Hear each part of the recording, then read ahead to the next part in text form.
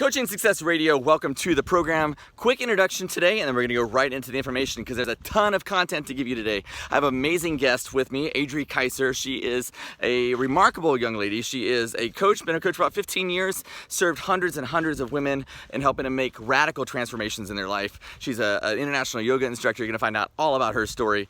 The thing I want you to take away from this is knowing that you don't have to compare yourself to everybody else out there. All right? You don't have to be exactly the same as every other coach. In fact, that's a detriment to you if you decide that you have to do everything else everybody's doing. If I could just wave my magic wand and get people to stop trying to emulate everything that everybody else is doing and be themselves, be your own person, and start to figure out how to attract people as you, as your person. Don't have to try and imitate the other coaches you see out there. Okay, this is not it's not a matter of you looking and sounding and feeling and delivering exactly the same way everybody else does. Coaching is an amazing business because you can create the rules as you go. You can create your own programs. You can decide how much your value is worth, how much people should be paying you, and you can deliver based on the needs of your clients, not based on the needs of things that you think are set by some external boundary. It's whatever your clients need. That's what you need to be able to produce and deliver and give them, and you can give it to them in incredible value, incredible results, and incredibly personally. So I want to challenge you to make sure you listen to this podcast. Super important. What Adri is sharing is going to help to change your perspective, change your attitude about your own business, and I hope you really enjoy the conversation. This is Adri Kyser. As I build my coaching business, I want to know how to effectively serve clients and make more money doing it. This podcast will pull back the curtain to reveal exactly how successful coaches are building their empires. Join me as I engage with top coaches from all over the world to discover their secrets. No theatrics and no theory, just real life strategy. My name is William Winterton, and this is Coaching Success Radio. Hello, welcome to the program. My guest today is the founder and creator of Inner Beauty Wellness and Enlightened Alchemy, which is a holistic, comprehensive approach designed to help women achieve personal growth, spiritual connection, and a deeper sense of empowerment. She is an international yoga teacher, wellness coach, motivational speaker. She has helped hundreds of women around the world achieve powerful, positive transformations over the past 15 years. She's the creator of more than a dozen online courses and is currently organizing 2 international wellness and adventure retreats for 2020. I am super pumped to introduce Adri Kyser. Thank you so much. That's such a nice intro. Thank you. I appreciate it. I'm so excited to be here with you and everyone listening right now. I'm super excited we were able to get this worked out and get you on the program. So I would love for you to share with our audience a little bit about your backstory. Just before you got into everything you're doing, give us a little background. Yeah, absolutely. Thank you so much for asking. So we all have moments in our life that either can make us or break us. And one of the most powerful and impactful moments in my childhood was my aunt asking me, "Who do you think you are?" I was in my grandma's bedroom when I hear my aunt's voice, and I know all too well what this means. She's in a bad mood, and the physical, the emotional, the mental abuse, the yelling and screaming. I remember hearing footsteps approaching. I look up, and she's towering over me. She asked me a question, but she doesn't like my answer. "Who do you think you are, you stupid little girl?" And she pulls my hair and slaps my face. But this time, I finally fought back. I knew I had to stand up for myself if I wanted the beating to stop. I'm sure you and everybody listening have experienced some type of pain in their life, pain from heartbreak, loss, failure, disappointment, or even abuse. And what you and I have in common is that we cope with pain the best way we can with the tools we have at any given time. And for me, that meant bearing all those painful memories and emotions that caused me so much pain. For some of you, is eating away through your feelings, hoping that food will make your pain go away. For some of you, it's waking up at 2 o'clock in the morning, worrying about all these different sins that cause you stress. But this type of pain eventually catches up with you, affecting your health, your relationship, and your business.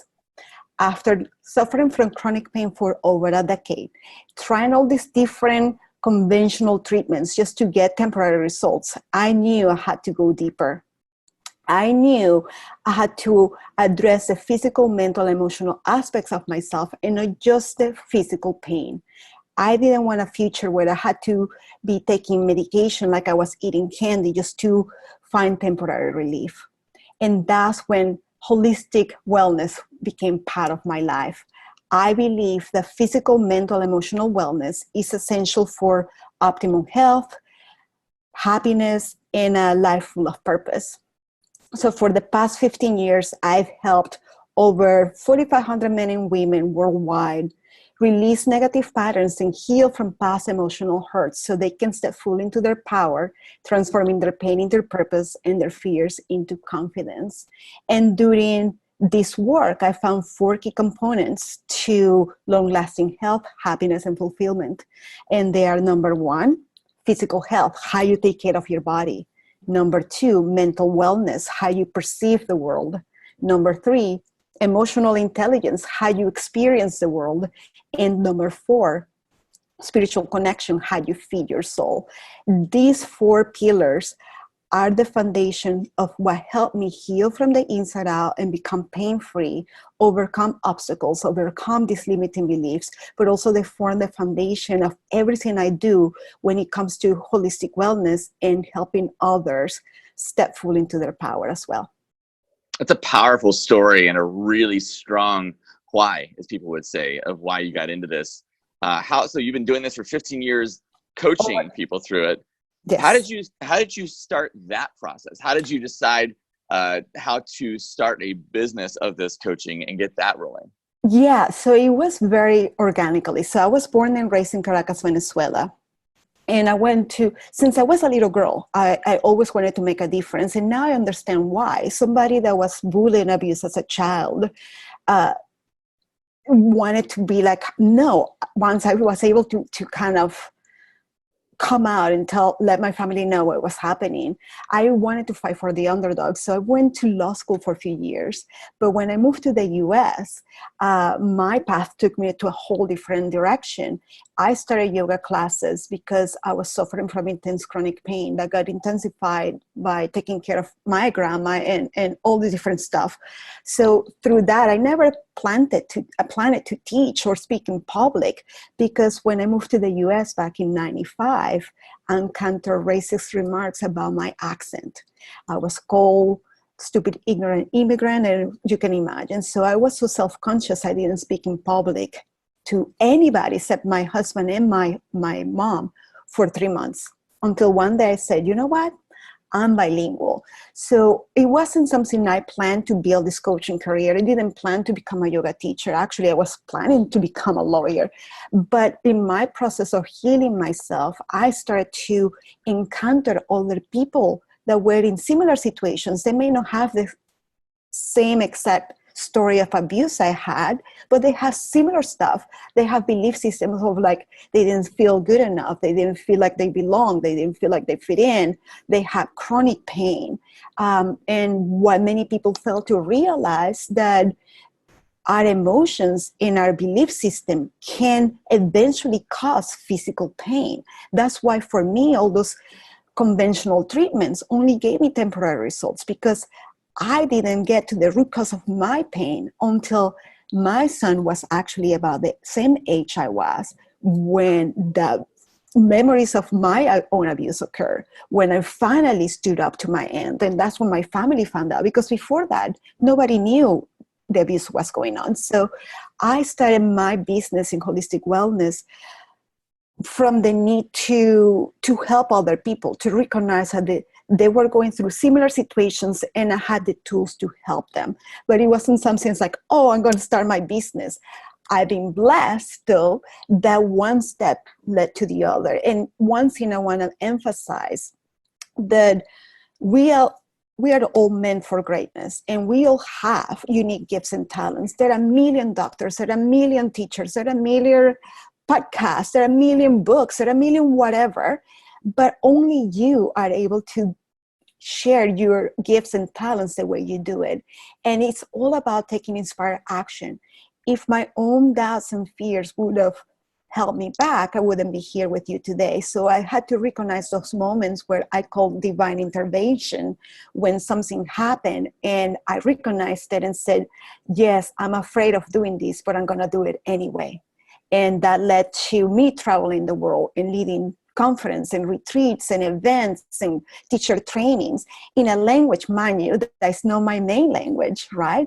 So yeah, that's how I want people to realize there are going to be moments in your life that you can say, because of this happened to me, I'm not going to be able to do this. Or you can say, because of what happened to me, now I'm going to be doing this and I'm moving forward no matter what. I'm going to get up, do stuff, and keep moving. And that's what I did.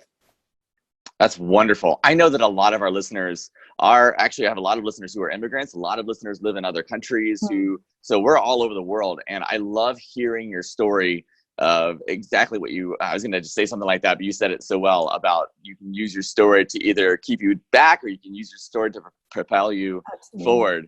And I love that you did that. I also love that you started this. So you said you came here in 95. You started your business shortly after. That was very much pre-internet and pre, all the online marketing strategies. So how did that shift go for you in your business? I know you were already speaking and I know you already had things established, but how did that transition go from going offline to start building what you have now, your website? You have lots of courses and online trainings and stuff like that. How did that kind of work? It's interesting because, and this is so anti-business building technique, but when I started my yoga and wellness business, I did it out of the passion of wanting to help. So my why was very relevant, which is in key with everything you do in life. You should know your why. But I wasn't with the mindset, I'm going to build a business out of this. I was just doing what I did, loving it while I did it. But came a point in my life where I was like, if I want to make an impact, money has to also come in. If we want to help and donate and travel and reach larger masses, we also have to make money in our business. It cannot be, otherwise it's a hobby, right? So I was blessed to have made connections. When I talk to people, I care about the person. I don't see them as a number. I don't see them as a dollar sign. I don't see them as a like on my Facebook page. Actually, a lot of my clients and a lot of my people, they're not very active online. They're not the ones liking or commenting every single time, but they come to me and said, your post resonated with me, never once liking that post. So for me, what I want to say, what helped me the most is really making a connection with a human being in front of me. So that helped me when I started building my business, social media and website and all this stuff. I already had a following because I had made a face-to-face connection first. I also made connections with people online. I had a client in Europe that she just came to one of my retreats and we met in social media. But it's because when we met in social media, whatever I was saying resonated with her. And then we started talking. She emailed me, I emailed her back. And then we established this connection offline, but that started online. Building a business online, it may not be as easy as many people think. You're going to see all these posts or people saying, I made my first 6 figures in a week or a month or whatever it is without spending money on Facebook ads or blah, blah, blah. Well, while it's maybe true and it's wonderful for them, what they're not telling you is all the years prior to that moment that they failed, that they hit roadblocks, that they wanted to quit. Because I know there are times even today when I'm still loving what I do, there are days where I was like, oh my gosh, what am I doing this? I want to quit. But what keeps me going is my why. So those of you out there wanting to start a business or wondering why you're not growing as fast as you should, stop comparing yourself. And because nobody, in social media, we post a lot about what's right. We post our pictures, with filters or stuff, when very little people will show their real self on social media. So when you see those posts, again, I'm not saying anything negative about them. It might be true, but they're not also saying the background story, what what took place in order to get there to where they are. So for me, my business in social media or online took a little while to build. I made mistakes. I spent a lot of money. I hired all the wrong people. I hired people that told me were going to give me A, B, C, or D and never delivered. So I made all those mistakes. But in order to grow, you also have to invest in yourself. So if you're going to be wanting to grow a business, wanting to attract your ideal client, yet you are limited by past experiences, or afraid, like, I'm not going to spend that much money. How am I going to do this? How am I going to hire a coach? How am I going to take the next training? Well, if you don't do that, you're going to continue to stay where you are. So there are going to be times where you have to just keep investing, keep trying, even when you failed, even when you lost money, even when it didn't work out. So it's true. It's a long road, and there are, I wouldn't say shortcuts, but there are systems that do work and systems that don't work. And I know we've all tried things and we went, well, I'm not doing that again, and yeah. I think that's just the process of it. But I love that you are so transparent that, yes, you have certainly had a lot of success. You've been obviously all over the world speaking, and yet you're still struggling with things. And it's a very real process. You never fully arrive, is what I'm hearing. Right, So, absolutely. Yes, you nailed it right there. For me, I'm a student for life. I love to learn. I love to take trainings.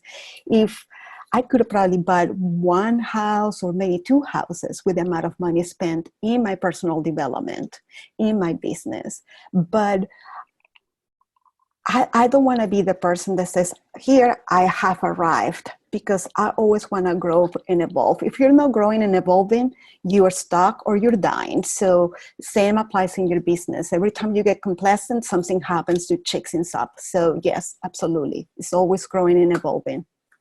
you shared some really great stuff. So I want to ask you now a few things about your own services that you provide. So what is clearing the canvas? What does that mean, to take that process?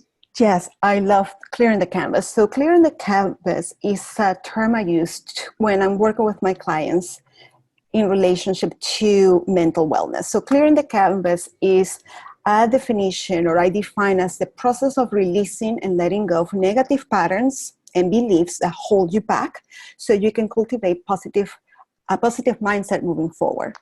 Unfortunately, many people want to rush or bypass clearing the canvas altogether.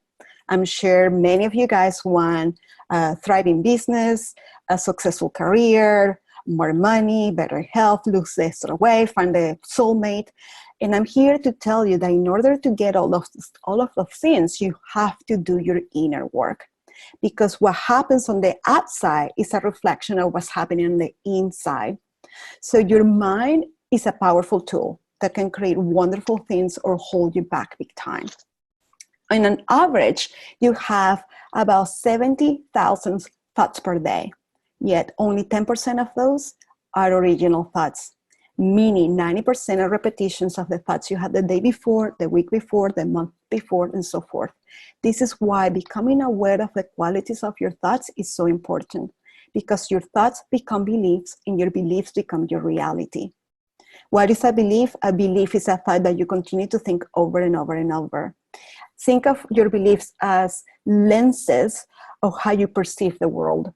And actually, Dr. Bruce Lipton says that we cannot change our genetics, but we can change our minds. And in doing so, we can change the roadmaps used to express our genetic potential. So this is why clearing the canvas is so important, because a constant negative thought becomes a negative belief reinforced by negative feelings. And in turn, they manifest as stress, ailments, imbalances, and so much more. One of my clients, Susan, the other day asked me, Adri, why do I continue to fall back to old patterns even when I know better? And my answer is, this is what I call being stuck in the hamster wheel due to limiting beliefs that lead to the same behavior and the same outcome. And a limiting belief is a negative thought or pattern that's constantly running in the background. So you're not even aware this is happening. And these limiting beliefs affect your behavior.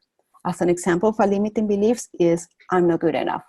So as an example, many of you may feel that you're not good enough to start a new business, change career, ask for a raise, have the healthy boundaries, etc., etc.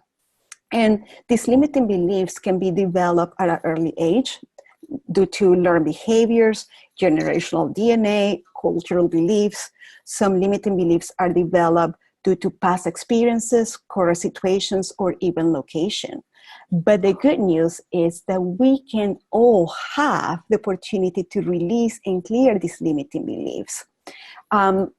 Another neuropsychologist, I think his name is Hansen, in Hardwiring for Happiness, he says that our brains are hardwired towards the negative.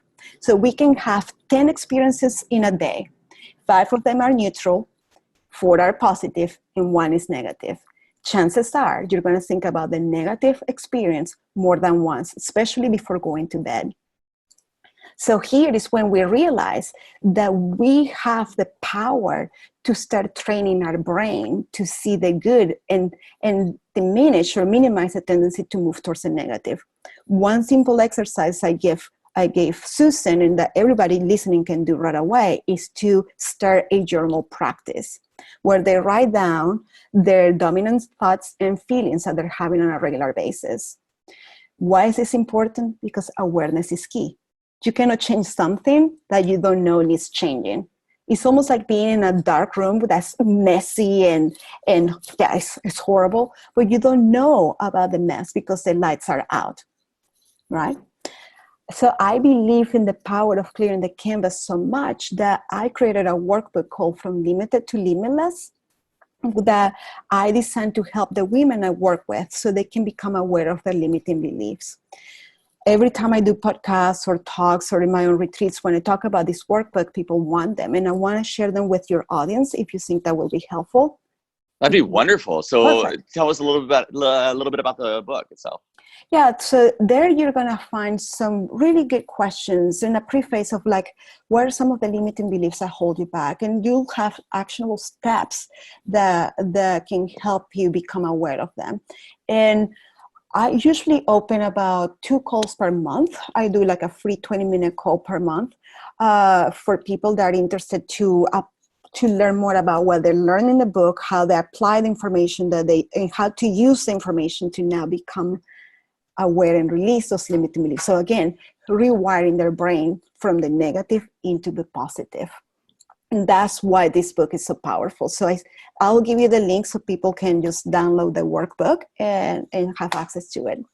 That's wonderful. Yeah, we'll definitely put that down in the show notes and you can pick that up. And I think what you're talking about is super important, especially as we start really a lot of people going in and trying to grow their business, their coaching business. There's a lot of the imposter syndrome that sets in, a lot of the stuff that tricks our minds into believing false things about ourselves. And it's super hard to identify our own false beliefs, right? I mean, it's like I had a gentleman named Steve Larson on the show, and he was talking about the kind of the same idea. Like if I asked you, what are your false beliefs?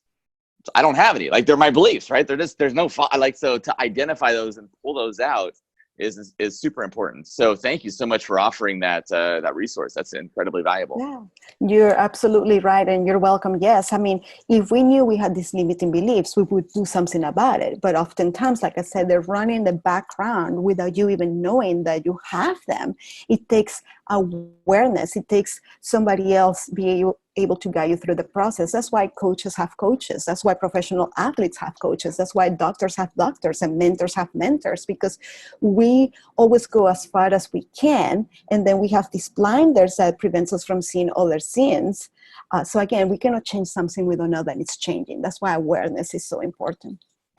So I want to grab one more thing from you here, talking about your international wellness and adventure retreats that you have planned. You have 2 of these retreats planned for the next year, I believe. Talk to us about the process for why you're doing that. And then I'd like to hear some of the mechanics involved for anybody who's interested in having a retreat, kind of the behind the scenes of what it's taken to get something like that put together. Yes. So I started my yoga, my wellness and yoga retreats, again, by coincidence. I love to travel. I love going to different places, learning cultures, trying different food, and getting to know people from who they are and the locations.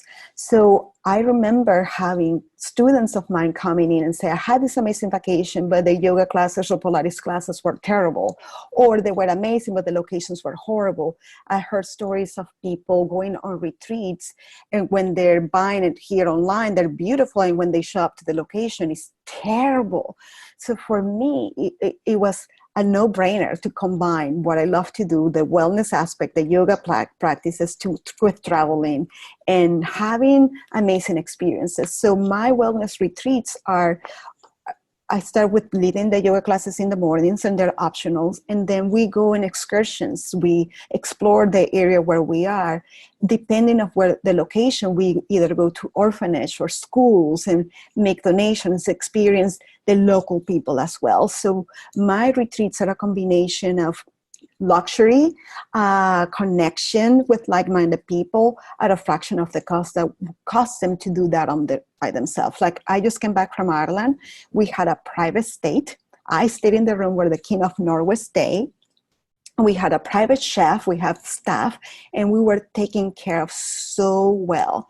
And this was I keep my retreats intimate because I do everything. I do the planning, the scouting of the location, the excursions, the menus, everything. I'm very hands-on. So it takes a lot of your time, but I love it. So I keep my retreats small. So I want to create a sense of community, intimacy, and luxury, so people can really connect, make friendships, have the time to unplug and relax, travel. Some of these people, this is the only vacation time, so they're not going to be in a beautiful location in a retreat center all day doing yoga, meditation, and wellness and journaling and whatever things that these events have. So I combine luxury, travel, adventures with mindfulness, yoga, wellness, etc.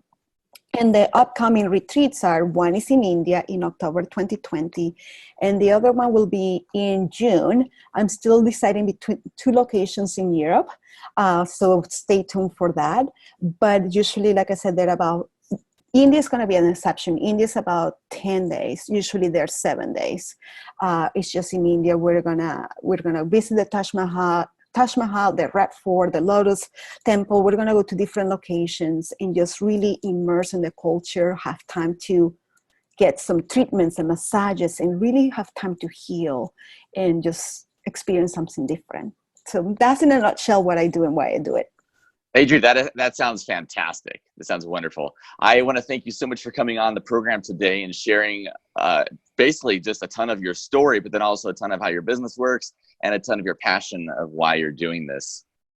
Yeah, you're welcome. My pleasure. Thanks for having me here.